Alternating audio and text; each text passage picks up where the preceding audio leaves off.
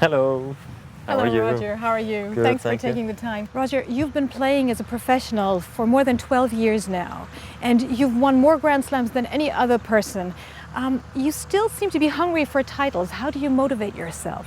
Well, I think it's actually quite easy today. I used to struggle much more when I was younger, trying to make the breakthrough, trying to prove everybody that, I also got talent, I can play. But other guys were having success earlier and people started to question me. And early on, I just couldn't cope with it maybe as well as today. Because today, all the success you've had, nobody can take that away. So it gives you a sense of security. But at the same time, you want to achieve more. You need to have that fire burning, to really want to achieve big things. And that's what I have. And I think that's why I'm doing really well still. In tennis, statistics play a big role. How important are statistics for you? Well, I've never been the number one statistics guy, to be quite honest. I look at them, I read them, I hear about them, but at the end, they're there. Then obviously if we're talking about huge numbers, about history books at the very, very top, and I was close to them, or I broke a few because journalists told me, or I kind of heard about them. This is when I was really like, wow, I'm being able to do something extremely special. And I think that all of a sudden really triggered some extra motivation for me to push harder, to try, more, to really stay injury-free, to be, live healthy and so forth. And I think that's actually, playing for the history books has been actually a big part of the last 5 years for me, because before that, you're just trying to get somewhere, good for your own career. And once I passed that stage and was able to play for the history books, it was an amazing feeling, and being on the same sort of level at times with Pete Sampras or Rod Laver or Björn Borg has been an amazing feeling for me. Do statistics still urge you on in that sense that you would maybe want to win 20 Grand Slams, or? Absolutely, yeah, for sure. Almost every time I step on the court today, I can maybe rewrite history in some shape or form. Not every single time, but very often. And that's why it's very intriguing for me to keep on playing for a very long time, of course. In business, we say that competition is good for business because it keeps you innovative and it keeps you strong and going. How does that challenge of the younger generation coming up, maybe, or other big players that you play against, how does that motivate you to keep the fire burning? Well, I think because things were very different when you come along, you are the young one, and you're only playing against either same age players or then much older in tennis terms, which is maybe 10 years older or even maximum 15 years older. And then as time goes by, you play same age, a few older and a few youngers, but they're still pretty much, from the same generation. And now I'm playing much more against younger players. And I think in the beginning I struggled to only play against younger players, just because I so much missed playing Agassi and Sampras and Carlos Moya and Henman and all those guys who I grew up coming along and been able to play them and challenge them, really. I had to find new motivation, inspiration to actually playing against younger guys. Why is it also special playing against younger players? And this is where I think competition has definitely changed my mindset. I struggled early on to get 100% motivated sometimes playing against younger guys, even though you want to show you what you can do against them. But it was just kind of difficult for me, and today I love it, trying to prove myself day after day against the younger guys.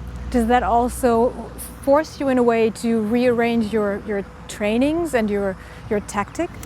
Not really my training regime, and I definitely think the younger generation has pushed me to work hard, but I think I was doing that anyway, regardless of who was coming along.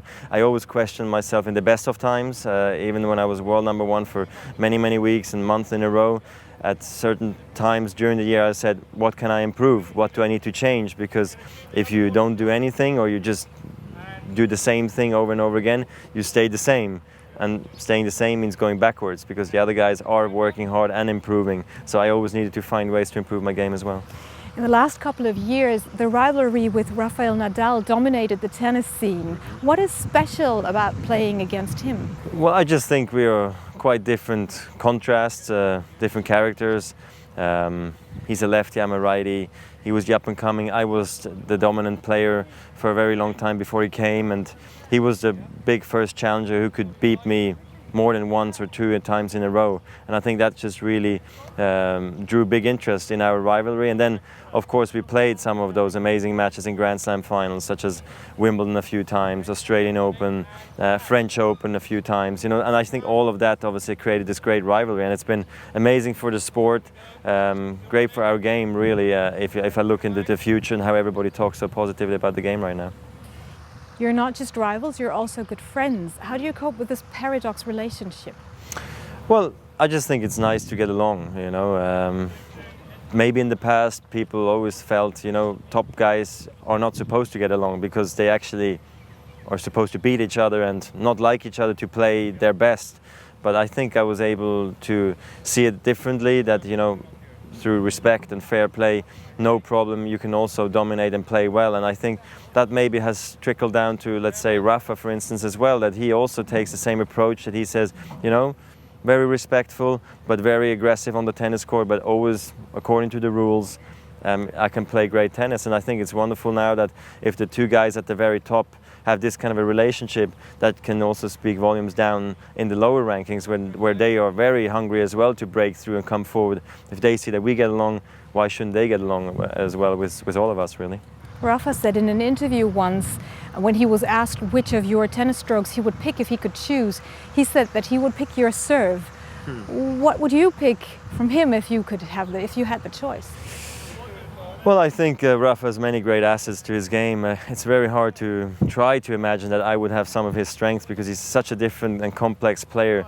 To me, I try to change up my game every single shot or point I play. With him, I find it a bit different. I think he always tries to do pretty much the same, and by doing that, try to eventually get to your mind or physically break you down. And of course, he's improved, much more today. He can vary his game a lot more. But if I would have to pick one huge strength he has, is his movement on clay. I think he moves extremely well. And then obviously that's not without talking about his forehand and his mental abilities and all that stuff. But he's become a wonderful player and a great person for the game. Now, being at the top is very hard. How do you cope with the constant pressure of being amongst the top tennis players? Well, I guess to some degree you get used to it. I thought it was somewhat hard to actually get to world number one. I mean, it is very hard, of course, but I was very close and I was very nervous getting there. And when I realized that I was close and maybe never going to become world number one, I started to stress out. So for me, the time of getting to world number one was quite stressful, to be honest. And once I got to world number one, I actually started to relax because I felt, I've achieved almost everything I ever wanted, and now I have a choice. Do I want to stay there, or was I just happy to be there once? And I decided I would like to stay there, so I worked extremely hard and tried to beat everybody and just have that mental determination and become just a different player, actually. And I really enjoyed being at the top, and the pressure, honestly, didn't really cause any problems for me. Actually, they, I think, made me play better tennis, and that's why I'm actually thankful I had this wonderful experience. And to keep at the top, you have surrounded yourself with experts helping you with trainings, coachings, not least your friends and family who help you be motivated. Would you advise managers, for example, or people in general to surround themselves with experts and coaches to achieve what they want to achieve? Well, I think the team's always very important, in any aspect of your life, if it's in business or in your life, to have a good team, good friends around you is key. To be able to pick the right ones is another quality I think leaders tend to have.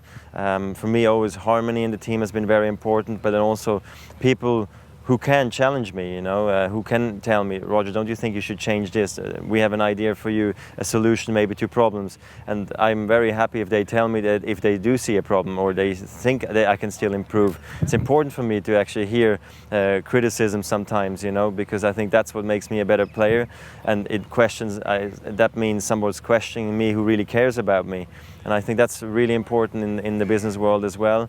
And I think I've done actually quite well over the years, considering always having a team around me for the last 12 years. You've become a father recently. How have your children changed your motivation towards your life and your career?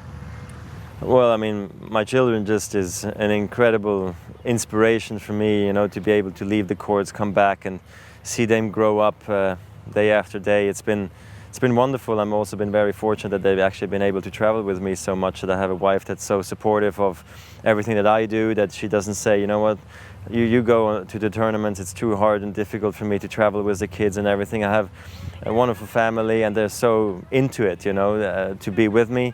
And I think it's helped my game, to be honest, even though there's always a lot of talk, you know, once you become a father, once you get older, you don't have as much success. But honestly, I think I played some of my best tennis when Mirka was pregnant and right after. And it was for me a time when it was just happiness all around, and still today is the same, and it gives me great balance in my life. Many people are now starting to speculate about when you would retire from the center courts, but you've once said in an interview that you actually want your children to see you playing. Does that mean that we will have the pleasure to see you playing for at least the next 5 years? Well, I mean, there's never a set target, you know, except if it's a short term. And I don't plan in the short term, I always plan in the long term, which is 1.5 years ahead of time. And that means I am looking right now at sort of the 2012 Olympics in London and beyond that. And that's why I see myself playing still for many more years. I mean, obviously many things come into play, such how's your health, how's your life doing, how's your success level.